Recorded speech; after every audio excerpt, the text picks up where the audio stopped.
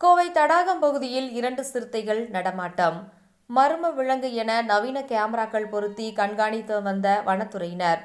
செல்போனில் வீடியோ வெளியிட்டு சிறுத்தை என உறுதிப்படுத்திய குடியிருப்பு வாசிகள். கோவை மேற்கு தொடர்ச்சி மலையை ஒட்டியுள்ள பேரூர், தொண்டாமுத்தூர், நரசியபுரம், தடாகம் போன்ற பகுதியில் கடந்த சில நாட்களாகவே வன விலங்குகளின் நடமாட்டம் அதிகரித்து வருகிறது. இந்நிலையில் நாள்தோறும் காட்டு யானைகள் உணவுக்காக ஊருக்குள் மற்றும் விவசாய நிலங்களில் புகுந்து பயிர்களை, பொருட்களை சேதப்படுத்தி வந்து கொண்டுள்ளது. இந்நிலையில் கடந்த சில மாதங்களுக்கு முன்பு கருஞ்சிறுத்தை மற்றும் சிறுத்தை அப்பகுதியில் கோழி, ஆடு, மாடு போன்ற வளர்ப்பு விலங்குகளை வேட்டையாடி சென்றது.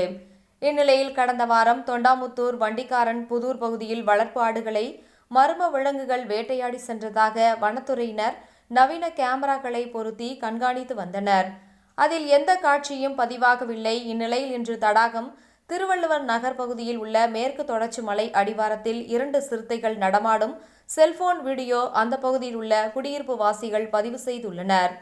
இதனால் சிறுத்தை நடமாட்டம் உறுதி செய்யப்பட்டுள்ளது.